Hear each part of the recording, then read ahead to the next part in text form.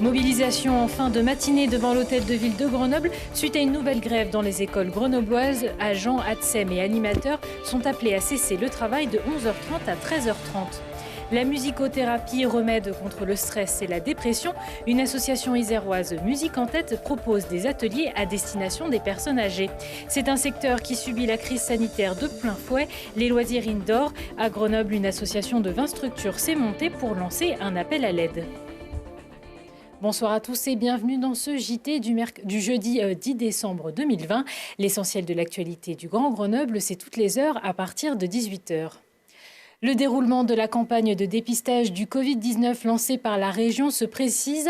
Du 16 au 23 décembre prochain, il sera possible de se faire dépister de façon gratuite et rapide dans plus d'1 millier de centres de prélèvement. Parmi les centres, il sera possible de se faire dépister dans plusieurs lieux de passage, tels que les grandes surfaces ou encore les gares. Un drive sera également installé à Alpexpo. Pour les zones les plus rurales, des autocars sillonneront les communes avec un calendrier précis. Des tests PCR seront effectués dans 282 lycées publics et 189 lycées privés. 2,2 millions de tests antigéniques ont été commandés par la région et 15 000 professionnels de santé et volontaires participeront à la campagne de dépistage. Pour trouver le centre de dépistage le plus proche de chez vous, rendez-vous sur auvergne-rhône-alpes.fr. Nouvelle grève dans les écoles grenobloises. Les syndicats Sud et CNT appellent les agents, ATSEM et animateurs à cesser le travail de 11h30 à 13h30 à compter du jeudi 10 décembre et jusqu'aux vacances scolaires. Animateurs, animatrices, ATSEM, agents d'entretien sont là pour dénoncer leurs conditions de travail, pour dénoncer la précarité galopante dans ce service, pour dénoncer les conditions de travail lamentables, l'usure, la fatigue, les sous-effectifs. Donc ils se sont déjà mobilisés une première fois le 17 novembre. La mairie a lâché quelques miettes, mais ne veut toujours pas mener un vrai plan de titularisation et de recrutement pour ce service qui est en train de s'effondrer. Je sais bien que c'est difficile de remplacer les ATSEM, mais voilà, les ATSEM qui restent sur l'école, quand les ATSEM sont absentes, elles se retrouvent à tourner dans toutes les classes. Et ça, c'est voilà, on ne peut pas être partout. Des fois, ça nous arrive, on tourne entre 3 classes quand il manque une ATSEM. La crise du Covid, la première vague, la deuxième vague, c'est souvent l'excuse. Mais en fait, ces problèmes sont bien antérieurs puisqu'ils remontent depuis à 2015. On a fait des mouvements de grève fin 2018, 2019. Il y a eu un protocole de déprécarisation qui a été signé, mais qui était insuffisant, on l'avait déjà déclaré à l'époque. Et en plus, avec cette crise, les agents, avec les protocoles sanitaires, sont fatigués, sont encore plus fatigués, et d'où leur colère. Le mouvement de grève doit donc se poursuivre jusqu'au 18 décembre prochain. La protection de l'écosystème, le Ticodrome s'y consacre depuis près de 10 ans. Implanté au Gard, le centre de sauvegarde de la faune sauvage en Isère recueille chaque année plus de 2000 oiseaux et mammifères malades ou blessés. Mais l'association voit ses ressources diminuer avec le confinement. Grenoble-Alpes Métropole a donc décidé de doubler sa subvention en cette année 2020. On a, le conseil métropolitain avait voté une aide de 10 000 euros en début d'année 2020 et nous venons de voter une aide complémentaire de 10 000 euros supplémentaires. Donc nous avons doublé l'aide au Ticodrome en termes de subventions pour l'année 2020 et nous entendons le besoin qu'il y a à des aides pérennes pour pouvoir venir durablement renforcer ce centre de sauvegarde. Un ensemble de communes, plus de 16 communes de la métropole grenobloise ont répondu présentes aussi pour venir accompagner ce centre de soins. Ça nous donne, au niveau financier, ça nous rassure puisqu'on est capable de prévoir tout ce qui est alimentation, tout ce qui est... ça pérennise nos emplois, ça nous permet d'assurer les soins correctement, c'est des choses qui sont indispensables. Notre budget est passé, là on doit être à 130 000, 150 000 euros. 150 000 euros pour assurer, c'est une somme qui n'a pas varié ou très peu varié depuis 4 ans. Et on rappelle, ne soignez pas vous-même et ne transportez pas un animal blessé, mais contactez le Ticodrome qui vous donnera la bonne pratique. Quoi de mieux que la musique pour soulager les maux en cette année 2020, on en a bien besoin. Une association iséroise Musique en tête propose des ateliers de musicothérapie auprès de personnes âgées, découverte avec Laurie Baillet. Julie est musicothérapeute. Elle utilise la musique dans une démarche de soins. Ici, les sons, les rythmes, les instruments deviennent des outils de communication avec des personnes fragilisées, socialement, économiquement ou par un handicap. Un remède contre le stress, la dépression et l'isolement et qui permet d'améliorer l'humeur et de soulager la douleur. Souvent, en fait, en musicothérapie, on parle d'objectifs.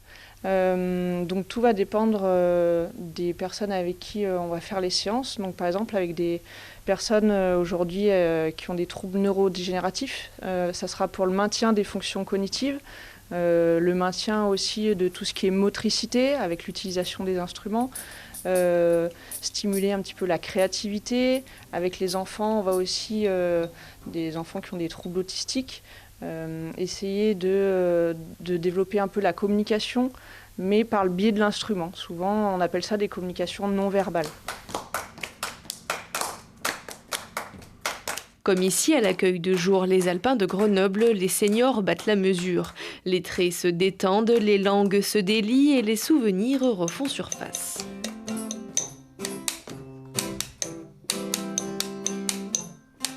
Je n'ai vécu que de ça pendant quelques temps et c'est formidable. Celui qui ne s'écoute pas de musique, il est foutu. Moi, la preuve, tout à l'heure, j'ai craqué hein, parce que ça rappelle beaucoup de choses. Et moi, ça me fait très chaud au cœur parce que j'adore le chant, la musique, le piano, le violon, tout ça. Le rythme, j'aime beaucoup le rythme. Puis l'ambiance a toujours été excellente ici. La musicothérapie, comme tous les métiers de l'art-thérapie, est une profession qui n'est pas encore reconnue en France, contrairement à l'Autriche. Les hockeyeurs grenoblois retrouveront la Ligue Magnus le 17 décembre prochain à Pôle Sud. Les BDL affronteront les Diables Rouges de Briançon. Leur dernière rencontre en Ligue Magnus, c'était face à Bordeaux le 16 octobre dernier. Grenoble-Briançon, une rencontre que vous pourrez suivre en direct sur Télé Grenoble. Un match à ne pas manquer le 17 décembre à 20h15. C'est un secteur qui subit la crise sanitaire de plein fouet, les loisirs indoor. Pour parler de ce sujet, je reçois Vincent Bey. Bonsoir. Bonsoir, merci de votre invitation. Pas de souci. Vous êtes le dirigeant de Challenge the Room, l'escape game que tous les Grenoblois connaissent. Est-ce que je peux déjà vous demander quelle est un petit peu la situation dans laquelle se trouve l'escape game aujourd'hui ? Totalement fermé sur cette deuxième vague de confinement depuis début octobre. Mais ça fait suite à une première période de fermeture au printemps, comme beaucoup de structures de loisirs l'ont connu. Comment s'est passée un petit peu l'année ? Combien de mois au total avez-vous pu être ouvert ? Alors on va englober le mois de décembre qui va a priori rester fermé pour l'ensemble de nos entreprises. Ça fera globalement 6 mois de fermeture sur l'année. Alors, avec 70% de perte de chiffre d'affaires cette année, on sait qu'en plus que les 3 derniers mois de l'année comptent à peu près pour 50% du chiffre d'affaires annuel. Quelles sont un petit peu les perspectives que vous avez pour votre activité, ne serait-ce que pour l'année 2021 ? On voudrait que les clients soient de nouveau là quand on va pouvoir réouvrir, hein, évidemment. On compte sur eux pour venir remplir nos centres. Et puis après, on a commencé quelques pistes de regroupement avec certaines structures de loisirs indoor grenoblois. Donc justement pour trouver des moyens commerciaux ou de communication pour faire parler de nous. Alors justement, vous n'êtes pas le seul en escape game et en loisirs indoor à être touché par cette crise. Et donc avec 20 autres structures, vous avez lancé Loisirs Indoor Grenoble. Donc c'est une association que vous avez lancée début décembre. Enfin, c'est un collectif qui est devenu une association. Pourquoi c'était important de pouvoir regrouper ces structures entre elles ? Alors c'est allé très vite, effectivement. Sur ce deuxième confinement, donc au mois de novembre, on s'est regroupé un petit nombre d'acteurs, tous avec ce dénominateur commun du loisir indoor grenoblois, et ça nous a permis de tenir un message fort et mener des actions communes présentement mais aussi pour l'avenir.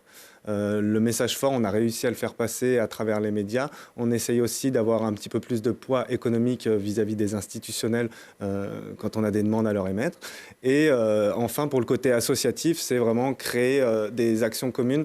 La première, ça a été de créer un calendrier de l'Avent digital sur nos pages Facebook et Instagram Loisirs Indoor Grenoblois, voilà, avec un cadeau à gagner chaque jour mis en avant par une de nos enseignes.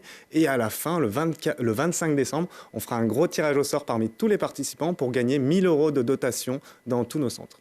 Alors, on le disait, les loisirs indoor en Isère, c'est près de 18 millions d'euros de chiffre d'affaires en 2019. Et avec l'association que vous avez montée, vous travaillez sur plusieurs propositions afin de pouvoir sauver les entreprises de ce secteur. Tout à fait, oui. Alors, l'action qu'on va mettre en place tout début 2021, c'est la création d'un passeport de réduction, un passeport loisir grenoblois, où les clients pourront acheter ce passeport pour 10 € et auront dans chacune de nos structures 10 € de réduction. Tout simplement. Est-ce que vous pouvez un petit peu nous expliquer aussi la situation par rapport à est-ce que vous avez le droit au chômage partiel, un petit peu quelle est la situation dans ces structures aujourd'hui? C'est pas évident pour tout le monde. Alors l'ensemble de nos collaborateurs salariés, effectivement, on a pu basculer sur cette procédure de mise en activité partielle, de chômage partiel. En revanche, pour nous, dirigeants, les gérants qui sommes non salariés ou même les gérants assimilés salariés n'ont pas le droit à cette aide de chômage partiel. Donc effectivement, la rémunération du dirigeant des entreprises fermées est une vraie problématique.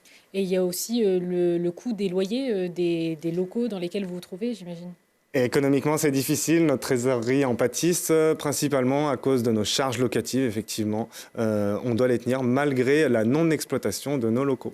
Est-ce que vous avez un petit message aussi à dire aux clients grenoblois pour pas qu'ils vous oublient? Parce que ça fait plus de 6 mois qu'on n'a peut-être pas trop pu aller s'évader dans certains loisirs indoor. Effectivement, pensez à nous, venez nous voir sur nos réseaux sociaux Loisirs Indoor Grenoblois. Voyez ce qu'on est en train de mettre en place. Pensez à nous pour vos cadeaux de Noël. Vous pouvez bien sûr vous rendre sur nos différentes structures, sur notre site internet pour acheter et offrir des chèques cadeaux à votre entourage pour ce Noël. Ce serait un bon soutien pour ne pas se faire oublier. Et pour ceux qui seraient intéressés par le pass loisir, où est-ce qu'on pourra se le procurer? Le passeport loisir sera disponible dans l'ensemble des enseignes qui participeront à cette opération commerciale et également, probablement, je vous le donne sûrement en avant-première, mais à l'Office de tourisme de Grenoble-Alpes Métropole. Eh ben, merci beaucoup Vincent Bey d'avoir été notre invité pour ce JT. On vous souhaite plein de courage et puis d'ouvrir le plus tôt possible. Merci beaucoup. C'est la fin de ce JT. Merci à tous de nous avoir suivis. Prochain rendez-vous avec l'actu dans 1 heure et en replay sur télégrenoble.net. Je vous souhaite à tous une excellente soirée.